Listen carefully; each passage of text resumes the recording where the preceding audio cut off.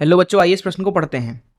किसी ग्रह से सूर्य की औसत दूरी पृथ्वी से सूर्य की दूरी की तुलना में 4 गुनी है। वह ग्रह कितने वर्ष सूर्य की परिक्रमा करेगा?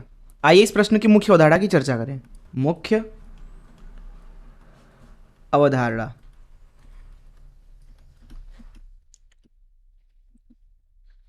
मान लीजिए ये हमारा सूरज है, सूर्य, एस नाम दे देते हैं इसको, और मान लेते हैं इसके चारों तरफ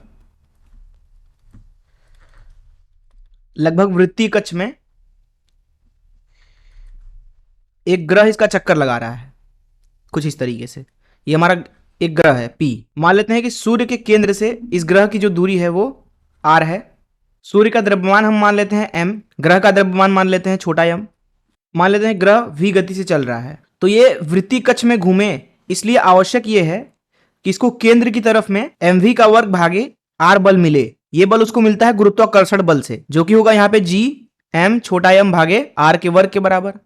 जिसका मतलब है कि यहां से हमें अगर v का मान लिखना हो तो v का मान लिखा जाएगा, छोटा m दोनों तरफ से कट जाएगा, वर्गमूल के अंदर gm भागे r के बराबर। अर्थात जो ग्रह की गति है किसी कक्ष में जिसकी त्रिज्या r है, वो केवल और केवल निर्भर करेगा सूरज के द्रव्यमान और त्रिज्या पर।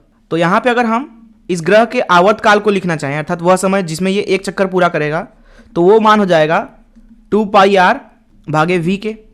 ये लिखा जाएगा 2 पाई भागे वर्गमूल में जीएम गुणे आर की घात 3 भागे 2। तो इस मुख्य अवधारणा का इस्तेमाल करके चलिए प्रश्न को हल करते हैं। यहाँ पर इस प्रश्न में बोला जा रहा है कि एक ग्रह है जिसका सूर्य से दूरी पृथ्वी की तुलना में 4 गुनी है, तो वो एक चक्कर कितने वर्ष में पूरा करेगा। तो मान लेते हैं ये हमारा सूर्य है जिसके चारों तरफ पृथ्वी घूम रही है।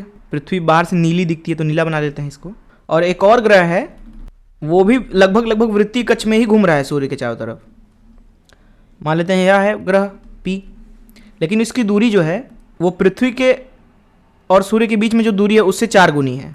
हम मान लेते हैं कि पृथ्वी से सूर्य के बीच की दूरी r है, तो ग्रह की जो दूरी होगी सूर्य से वो 4r होगी, कुछ इस तरीके से। सूर्य का जो द्रव्यमान है मान लेते हैं m है, पृथ्वी का द्रव्यमान मान लेते हैं me है, और ग्रह का द्रव्यमान मान लेते हैं mp है। यहाँ पे अगर हम अब पृथ्वी के आवर्त काल को लिखना चाहें तो वो है 1 वर्ष, क्योंकि 1 वर्ष में पृथ्वी सूर्य के चारों तरफ एक चक्कर पूरा कर लेता है। ये बराबर है 2 पाई वर्गमूल में gm गुणे r की घात 3 भागे 2 के। वहीं बात करें इस ग्रह की, तो ग्रह के लिए जो आवर्त काल है मान लेते हैं टीपी है, तो उसका मान लिखा जाएगा 2 पाई वर्गमूल के अंदर जीएम गुणे 4r की घात 3 भागे 2। तो यहां से आपको मिलेगा टीपी भागे 1। हम क्या करते हैं कि इसको समीकरण 1 बोल दिया, इसको समीकरण 2 बोल दिया, और 2 में 1 का भाग लगा दिया, तो ये मिल रहा है ये 2 पाई भागे वर्गमूल में जीएम, इससे कट जाएगा, और यहाँ पे मिलेगा 4r की घात 3 भागे 2 भागे r की घात 3 भागे 2, जो कि है 4 की घात 3 भागे 2, जो कि कुछ और नहीं बल्कि 8 है। इसका मतलब यह है कि जो टीपी है अर्थात उस ग्रह का परिक्रमण अवधि वो हो जाएगा 8 वर्ष, और यही हो जाएगा इस प्रश्न का उत्तर। मैं आशा करता हूं कि आपको इस प्रश्न का हल जरूर समझ में आया होगा। धन्यवाद।